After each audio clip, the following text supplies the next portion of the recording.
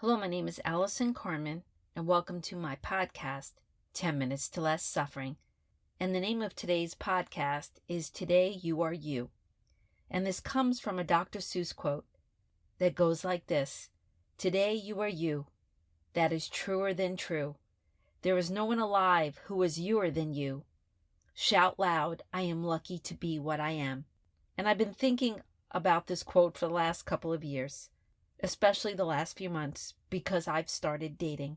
I didn't date for 4 years since my husband left me.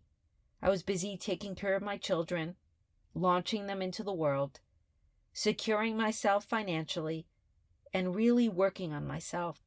And what's so interesting about life is that when you start to move forward, more things come up that haven't been healed.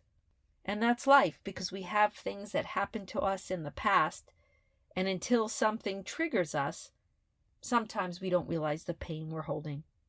So recently, being out in the dating world, a lot of what my ex-husband said to me at the end of my marriage has come up. And one of the things that he said to me before he left was, I bet now that I'm leaving, you will really start to take care of yourself so you could look better. And I'm sure most of you can imagine how painful that must have been, hearing that from the person that was your family, the person who you thought was loving you and looking at you, just wanting to be with you. And I wasn't even really sure what he meant. I was very into self-care. I was into health. I was very into my spirituality. I kept a beautiful home. I took care of my children. And the only thing I could think of is that he was going to the gym once or twice a day. So perhaps he was actually talking about my physical appearance. And this was a time I was trying so hard to save my marriage. But as time went on, I realized that he was not looking for me to change my behaviors when we were working on the marriage. He wanted me to change who I was. I was being compared to something else, something outside of the marriage. So I really couldn't do anything about it. It was like this wave coming at me.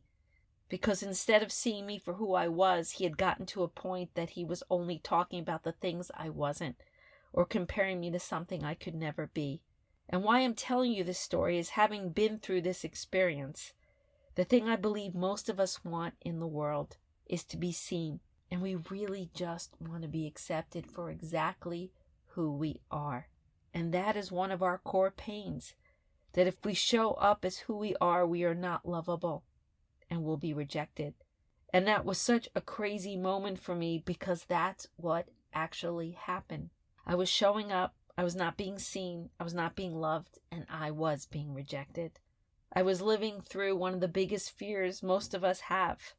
And I know many of you listening to this podcast have had this experience in different ways at different levels. It could have been a marriage like mine, or it could have been a relationship or a job or a friendship. There are many ways that we do not feel seen, like we're lovable the way we are. We feel like we're being judged on values that don't align with us, that may be aligned to things we don't relate to. And when these things happen to us, it is a defining moment. But either we're going to spend our life trying to be who everybody wants us to be, so we could feel seen or loved, and try not to be rejected, which is really hard. In a way, we're just creating a projection of who people want us to be. And it's often something that's not connected to our hearts. In a way, we're having an experience outside of ourselves, like a shield, a few inches from our heart. And so we don't really ever get to connect to life the way we truly want to. But if we're really not running a program that's resonating with our heart, then all we're doing is self-rejecting. And then we're never going to get to that place where we really feel okay. It's one of the worst feelings in the world to show up and not feel okay, to feel like you need to act a certain way to be loved. And it's different. Sometimes you need to act a little different on an interview, or there's a decorum at work. But to have to act a certain way to be loved in a relationship is so painful. So there's another choice in this moment, that we can move away from that. We can move away from our need to be seen, our need to be loved by others. And there's only one way, and that's a move towards accepting and loving ourselves. And perhaps that's a journey that most of us are on. But a lot of us still believe that people are supposed to make us happy, but it's impossible. It's impossible to ever fill someone's heart up. When two people actually access the place within them where they know they are loved, then that's when love comes together. And that's when people walk side by side. And that's when we feel elevated, because it's love coming together.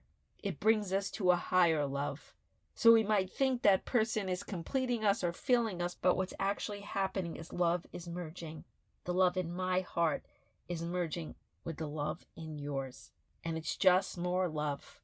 And it's really magical. Today you are you. That is truer than true. There is no one alive who is youer than you. Shout loud, I am lucky to be what I am. I cite that quote every day, because the truth is it's the only way we can truly create the life we want. Because if we create a life for anyone else to love us, anyone else to accept us, then we're going to disconnect from our heart, the place where we are loved, the place where we create, the place where our brilliance shines, the place where our destiny truly exists. And we can never control the world around us. That's the thing. That's the thing that drives us mad. If I act like this, you'll love me. If I do this, then I'll be accepted. And yet the world keeps changing and the rules keep changing. And you can never control someone else's life experience. You can never control someone else's perspective. So it's a losing game. Yearning to be seen by others. Yearning for someone to say you're lovable. Yearning to never be rejected. Those are the things that are going to keep you from having the deepest experience in your life. The deepest experience in your life comes from when you know you are the love that you seek. You are it. It's not even that you have to love yourself. You are that love. And that's when we could really have relationships in our lives. There's a great quote by Michael Singer, who wrote the book, The Untethered Soul. Michael says, everything will be okay as soon as you are okay with everything. And that's the only time everything will be okay. And that means it all comes back to us.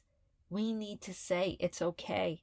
And we could only say it's okay if we feel okay. And the only way to feel okay is if we are fully loving and accepting ourselves. And anytime we look outside of ourselves for that, we're going to fall off our path. We can never leave our mark on this world unless we are being who we truly want to be. And that means living from our heart. And that means living from the place where we are love. This has been a very long road for me, but I feel so blessed to be able to see myself and to know I am lovable and to be able to feel the pain of rejection and still be okay. I'm not saying I never have a day of doubt. And I'm not saying I never have a day where the self-love could use a boost. But I do know that I am the source. And I do know that you are the source. And when we have this awareness, we feel like the outside world is getting to us. We can pull away and decide that we are okay. And we could breathe and let these feelings pass through us. And remember that we are the love that we seek. We are the love that we yearn for. We are enough in this moment to live the life that we're destined to live.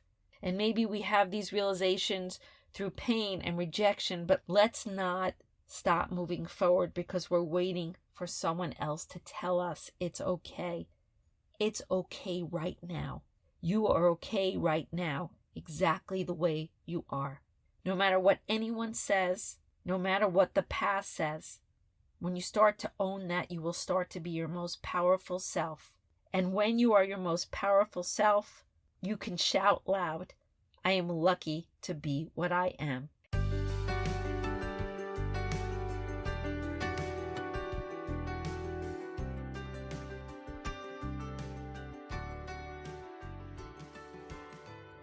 Thank you for listening to this podcast today. If you'd like to get in touch with me, you could email me at allison@allisoncarmen.com.